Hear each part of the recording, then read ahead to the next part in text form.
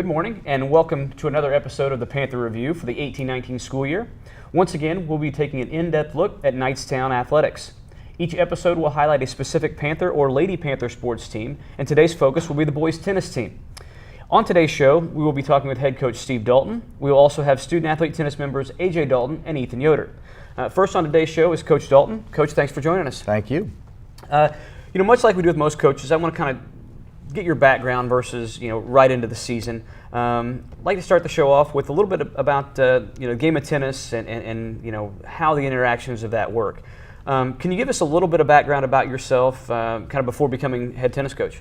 Well, thank you. I started off I've got three boys. My first son, my oldest, started playing tennis when we lived in Indianapolis, and I had never played tennis, never coached tennis, and I said, hey, this is not a sport I know about, and maybe that's the reason he picked it to begin with, since I didn't know anything about it. Dad can't coach you. Exactly, and I'd coached everything. I'd coached soccer, football, baseball, travel, basketball, everything.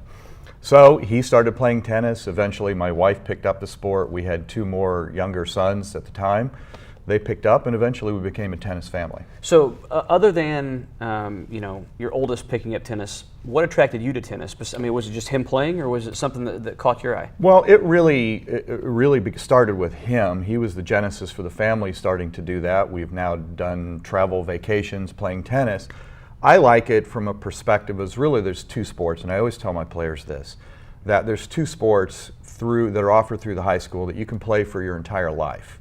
And tennis is one of those, and obviously golf is the other. So, I tell the kids, it's basketball, you can play pickup basketball, but tennis, I played the Nationals 4 years ago as an individual on a men's team, and my partner at the time was 70 years old, still actively competing, and so it's a sport that you can play and enjoy your entire life.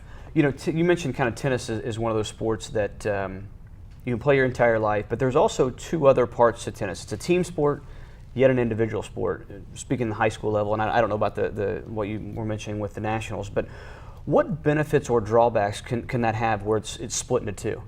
Well, the key is that you win as a team, but you compete as an individual. So it's good in that when you're on the court and the JV or the other players that have already come off the court are supporting you, but at the end of the day, you're still out there by yourself. You're still competing by yourself. You're mano a mano against your opponent unless you're playing doubles. So in high school tennis, we play 3 singles courts and 2 doubles courts. My doubles players have to compete and work together as a team. My singles players, they're out there. It's all them. And we can do limited coaching throughout that time frame. So it really attracts kids that appreciate team sports as well as individual sports. Do you think let's take a team that has, let's say, a good individual, maybe not so good team, does that affect their mindset at all, do you think? I think it does, but the IHSAA has made available the opportunity for players like that who, let's say, is an outstanding singles player to move on. So if their team loses in the sectionals, then they can, and they haven't lost a match, they can still go on to compete as an individual player and move all the way to a state championship as an individual. And that hasn't been the case for a super long time. That's something semi-recent, isn't it? I believe so, yes. Okay. So talking more of a mental state, what type of mental state must a tennis player be? You don't always have wind breaks. You don't have, it's the weather, it's the cold. What mental state must they be in order to play tennis? Well, our kids have to be adaptable. So from a perspective of when it's golf, you're playing your ball against the course. When you play tennis, you're playing against another player and you don't know what they're going to give you. Very much the same way in basketball, you don't know what kind of an offensive set or a defensive set you're going to see.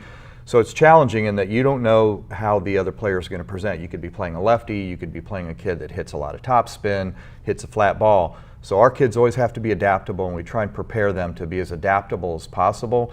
We do a little bit periodically of scouting, so we sort of know what a team's going to present. But at the end of the day, you don't know what that's going to be until you step on the court. What about, speaking of courts, like with basketball, they always call it home court advantage or home field advantage. In tennis, is there a home court advantage, or is it you step on a tennis court, the lines are this, let's go play?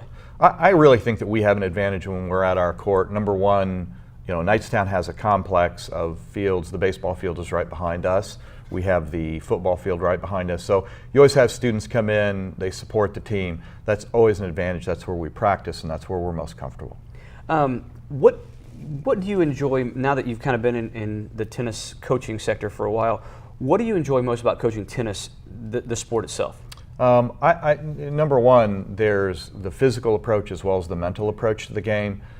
These kids have to be very controlled from an emotional standpoint. So if you get behind, the thing about tennis is the kids have to adapt without coaching. I'm not calling plays in. Right. Okay. So you don't have a headset on the side. No, I don't. No. I just yell Okay. periodically. But at the end of the day, these kids have to adapt. So the mental side of the game and the physical side of the game is very important. What about watching tennis? You know, coming from a coaching standpoint, what do you find the most enjoyable about watching? And then what do you pick up from players, you know, Nadal or Federer or those guys? Well, I enjoy watching tennis, and you know, I've attended the U.S. Open in New York, took my wife out there. The game played at that level is so fast and so physical, but also you can tell that there's the emotional and the mental component to it. Mm-hmm. So I enjoy the game because it's that challenge of player on player. But again, it's a sport that you can compete in and play all your life. I still like to compete. I play in a mixed group with in a mixed league with my wife. So we are able to compete on the same team together as well as men. But as I said before, you can compete your entire life. So it's another aspect that I enjoy. I still am able to participate and compete. You know, I worked the tennis individual state finals a couple weeks ago, and I was always taught that tennis is kind of a quiet sport, or at the state finals it wasn't that way. Do you find that more and more often, that it's not, you know, a point happens and they're yelling and cheering, versus, you know, my persona of tennis is, you know, golf claps type. Is that the case? No, it's getting much rowdier. It's funny because my two youngest played in a tournament inside at Indianapolis Racket Club about 5 years ago, and the Butler tennis team had gotten rained out and had to come inside. Okay. Especially at the college level, it's very rowdy. They're cheering in between points. My two were down trying to play on another court and were constantly distracted by all the noise, but you have to get used to it, because at the high school level, you're going to get that. People are going to be supportive, they're going to cheer for good points, and at other times they're going to cheer when you make mistakes, which is, you know, part of the challenge of the game. Right, and it was your Carmels, it was your Park Tutors, so they kind of know what that other level is. They do. You know, you've coached other sports other than tennis. Coaching across the board, what's the most enjoyable part about coaching for you? I think it's working with the kids. I've had a great group of kids. This is my third year. I've had good parents and I've had good kids. Mm-hmm. So I think that the fun part is teaching them the sport, watching them get better and better. A lot of our kids, we started a junior high program, and so these kids have really been playing the game. In some cases, when they come to me as a freshman, they've either just started the game, and we've got a few kids that joined this year that had never touched a racket before. Right. So taking the kids in a really broad range of very skilled kids that have played tournament tennis, all the way to didn't know how to pick up the racket. So I've worked with good kids, I've had fun, and teaching that entire range from the new kids to the experienced kids is fun. You know, you mentioned your guys, and you seem to relate very well to your team and your guys, be able to break it down, teach them the game, and also then be able to differentiate from one to the other. Like you mentioned, your top level tier versus one that hasn't picked up a racket. What do you attribute that to? Do you think it's because you have two sons that are on the team, because you've built that relationship with them, or what would you attribute that to? No, I'd say that really once you've learned how to coach and relate to kids, you can coach anything. Okay, when my oldest, who's now 26, when he first started playing soccer, they're like, hey, you know, you didn't play soccer when I was a kid going through high school. I mean, soccer wasn't really a prominent sport until a lot of years later. Right. So once you've learned to relate, teach fundamentals, and you've learned how to coach, you can coach anything. It just happens to be that a lot of the very specific to high-level skill approaches that you have to take in tennis, you have to learn those. But there's great resources, YouTube, you can learn anything. You can take tennis lessons for free on YouTube. So I just enjoy the fact that you can take these kids from where they're at and then see the improvement over the course of the season. Well, Coach, thank you. That's all the time we have for segment one. After the break, Coach Dalton will join us for segment two, and we'll discuss this past year's tennis season.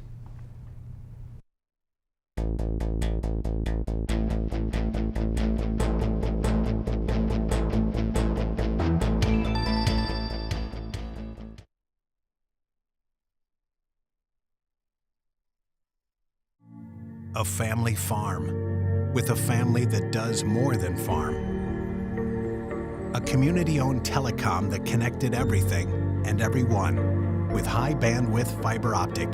She can run her business while staying close to the people she loves most. And he can launch a promising new venture without leaving the farm. 9-Star Connect. Community-owned, community-strong. Welcome back to the second segment of the Panther Review Show. We are continuing to talk to head coach Steve Dalton of the boys tennis team. Coach, I'd kind of like to dive into this past season, which was highly successful, and that's putting it as an understatement. Knowing that you had the majority of your team back from last year, did you approach anything different this year, or what were your expectations? We did approach it differently. Our expectations were very high. We'd finished the prior year with one loss. It was our opening loss to Shenandoah. It was our very first match, and we lost it. And I think that sort of expectations for last season were high. And once you start with that loss and sort of get that under your belt, we went on a 19 game in a row winning streak from there. And so obviously coming into this season, we had very high expectations. We had all of our starters returning, I believe, except for 2, perhaps 3, but we had kids coming up, and we've worked to build the program up from the junior high level. So we had kids coming in that we knew would make an immediate impact. In fact, one of our kids out of our junior high program was a starter this year. Stepped right on in. Right, absolutely. So we really expected at least as much, if not more, out of this team, and we got those results. We actually had a better year. Besides, you mentioned the junior high team, and Kim, your wife, does a tremendous job with that, and very appreciative of that. How is that, just for the simple fact, other than they've played tennis, how does that affect when they come to you? Well, what it means is I can start at level maybe 3 instead of starting all the way back at 0 with, all right, come here. Here's how you hold a racket. Here's where you stand. You know, if she's, and obviously we've been married for 29 years. Bless her heart. Yes, indeed. Poor woman. So, and she's got 3 boys, so maybe 4 if you count me. But really, it is, she and I are on the same page. We've taken the same instruction. She's teaching the game the way I want it played and vice versa. So we're really on the same page, and I'm like, you know, I'll go to some of their matches, I'll go to some of their games and see, you know, what I see that these kids need to improve on before they come up to the high school level. But honestly, when my oldest played out here and he played one singles, most of the kids on the team hadn't touched a racket until they got to high school. So the fact that they're significantly better when they come in, and I think the junior high team has won the county 2 years in a row. The boys haven't really lost matches, maybe 1 or 2 losses in the last 3 years.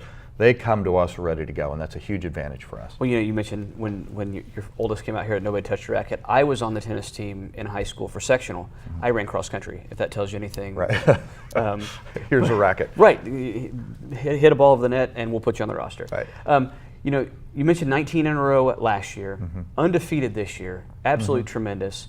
While I know you take it match by match, were there any matches at the beginning of the year that you kind of thought, or as you got into the match during the game, that maybe this won't go our way? Because to have an undefeated season, everything's got to go pretty well rank and file. We knew that that the positives and negatives, we've attempted to build a culture that we expect to win when we walk out on the court. And my players sort of have that swagger, I think, that we've developed. When I first started here, it was we sort of came out, we expected to lose, and that's the way it is. We take our beating and we walk off the court. So first of all, we want to change the culture is that we expect to win. We anticipate that, and if we didn't win, then we're going to have to make changes to make sure that we get to that level. So expectations are really part of that. But also we just had kids that were, you know, my youngest came in and he certainly was an impact right away. He played 2 singles behind my middle child. So at the end of the day, it's really changing the expectations. But we knew starting that when you win like that, you put a target on your back. And everybody knows that you won and everybody comes up for that match. You know, we beat Newcastle. That's a school much larger than us. And we knew we didn't get our match. We swept Newcastle and Greenfield Central last year 5-0, okay? And I can tell you that that was a big surprise to them. I was pleasantly surprised, but it built their fire to come back and take a shot at us next year. We swept Newcastle in the regular season again this year and then beat them in the sectionals. So putting that target on your back, it raises the expectations of our kids, but it also raises the expectations and the desire to win for the other teams. So we still expected them to come out and have as good or better season, and they delivered those results. But they expect to win when they walk on the court. And county's the same way. You were county tournament champs. You were conference regular season and tournament champs. What does, or explain to people how, they say regular season and tournament. Well, duh, weren't you? It's different. There's a different system in doing that. Can you explain that a little bit? Right. So the TEC, which this is officially was our second year in the TEC. So there's 9 teams. We have 8 opponents, and last year we finished 8-0. We swept that season, but then Centerville won the tournament. So the TEC takes all those teams. They seed the individual player by their record, and then they play off in a tournament. Now, we lost the tournament, but won the regular season, so we were co-champs. This year, we wanted to make sure that we got both. So this year, again, we finished 8-0 in the regular season. That made us the regular season champs. But then we won the tournament also, which is, a great opportunity for all these schools to come together and square off. It was seeded, and we won. We were 1 singles champion and 2 singles champion, and we won the championship overall in the tournament. And because of the way the point values and how you could lose a match here, that would take you out of this, but you're still playing in the other 4 is how it's scored differently. Exactly correct.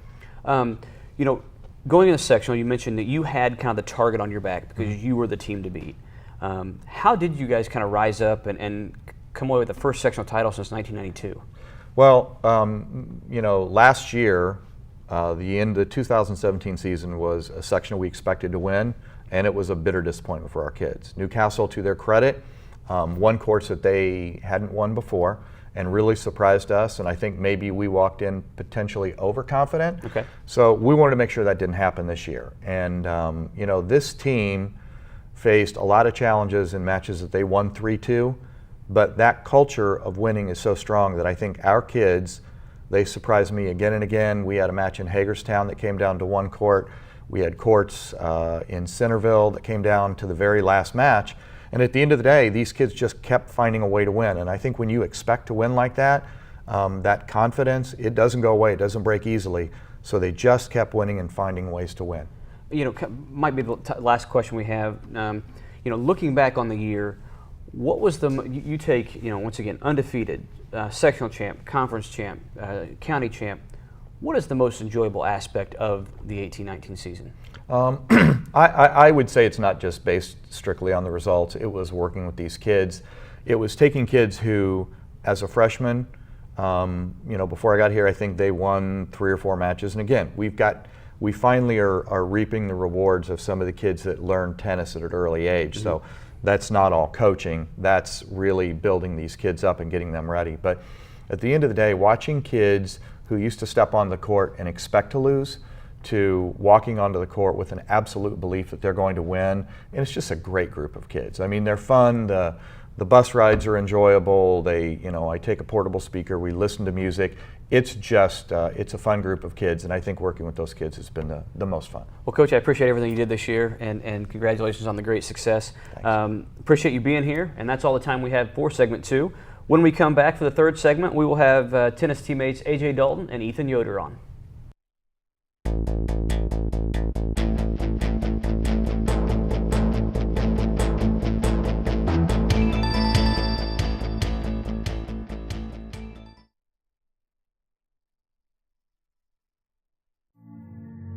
A working mom who brings her best to both roles.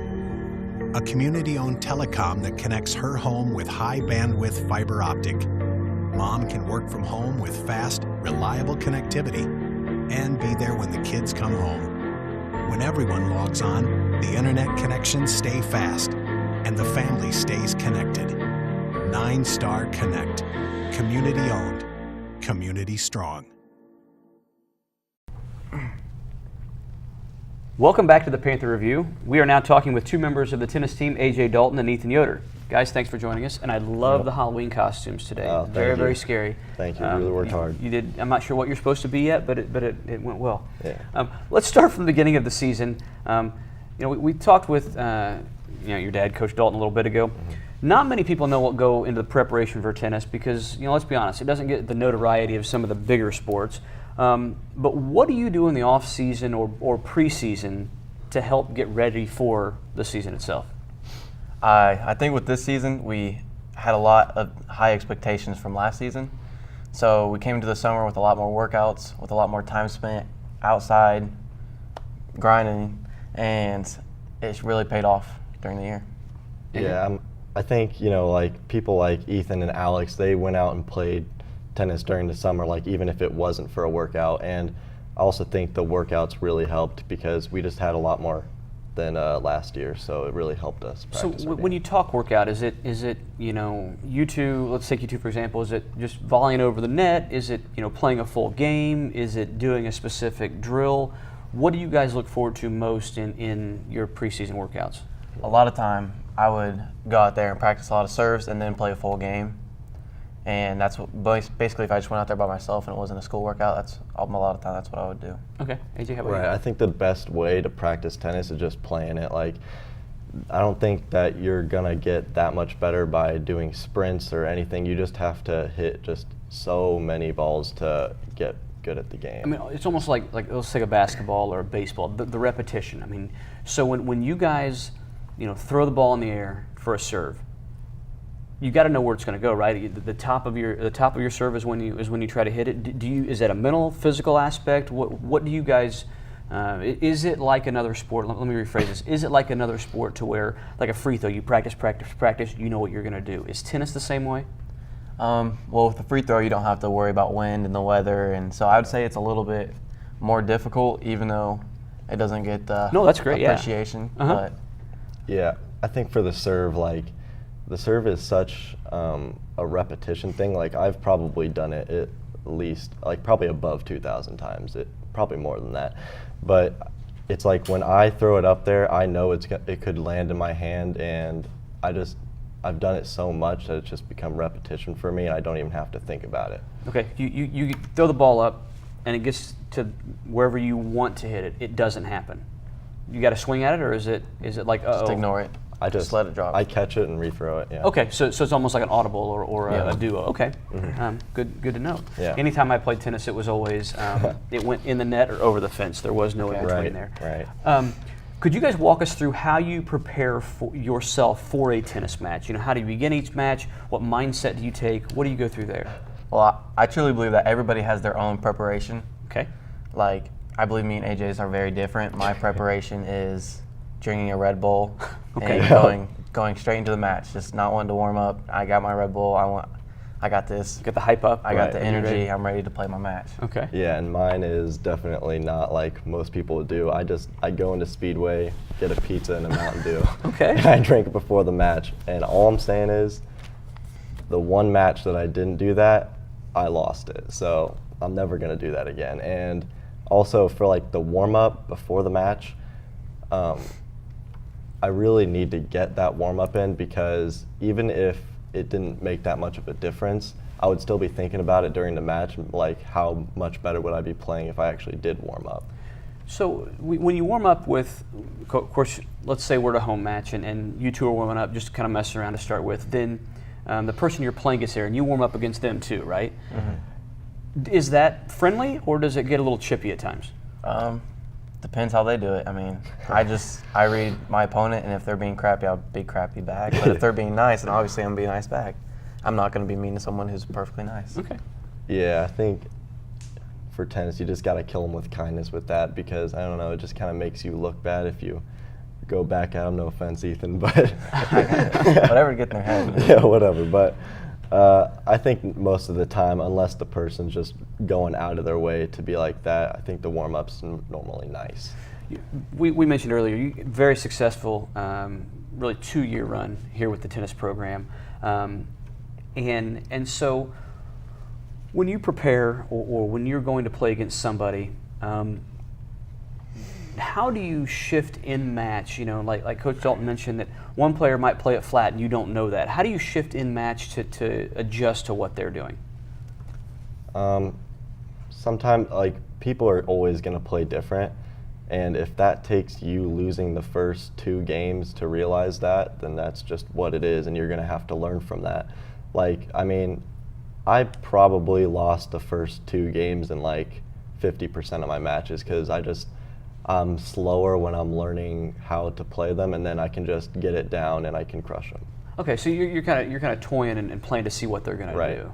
Ethan, is that the same for you? A little bit. I play doubles as he plays singles. Okay. So obviously, I have to help my partner adjust, and I have to see how their other team's adjusting.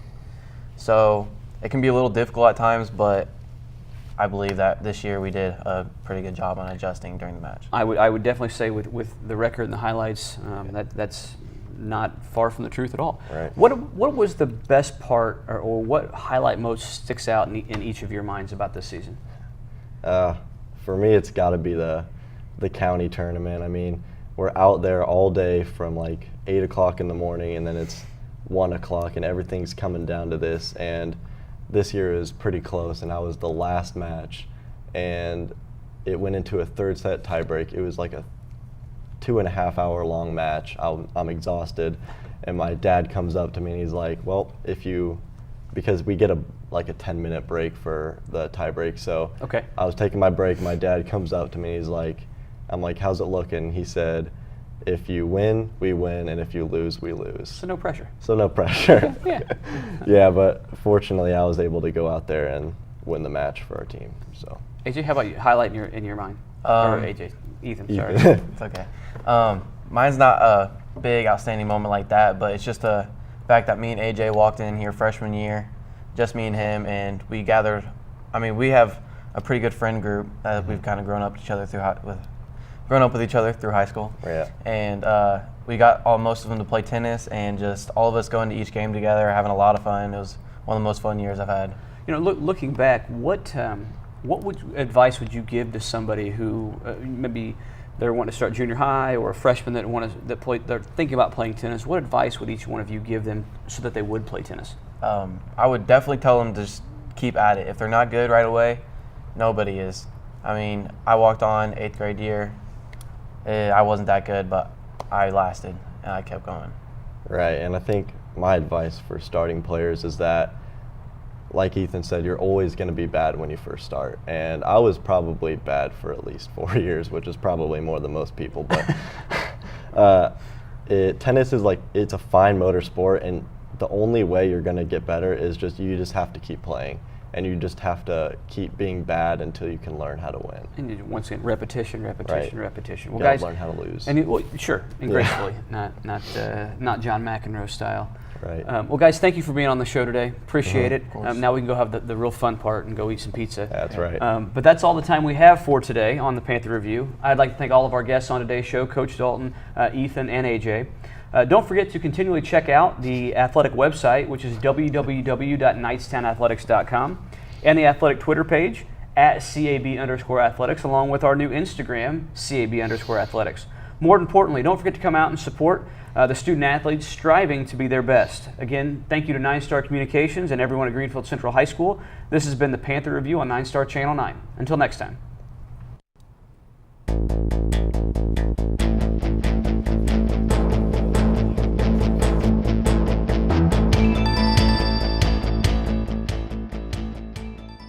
Hi everyone, I'm Matt, the 9-Star Energy Advisor. Today we're going to talk about the PowerShift Load Management Program. To sign up, contact 9-Star and indicate your interest in participating in the program. A third-party installer will contact you and schedule a convenient time to install the switches on your appliances. All of the installers have been approved by 9-Star. He is friendly and courteous and will show up on time. Once in the home, you can expect an installation to last about 30 minutes. Make sure you have cleared the area for the installers to work in and around the appliances. A load management switch allows 9-Star Connect to send a signal to disconnect power to specific appliances for short periods of time. These switches can be installed on electric water heaters or central AC systems. They will activate during peak demand times and will shut off power to the appliance, thereby lowering demand for power. The load management program will help 9-Star provide reliable and affordable electricity for years to come. Signing up is easy. Just contact 9-Star and you'll receive a check for your participation. Thanks for watching this energy-saving tip brought to you by your friends at 9-Star.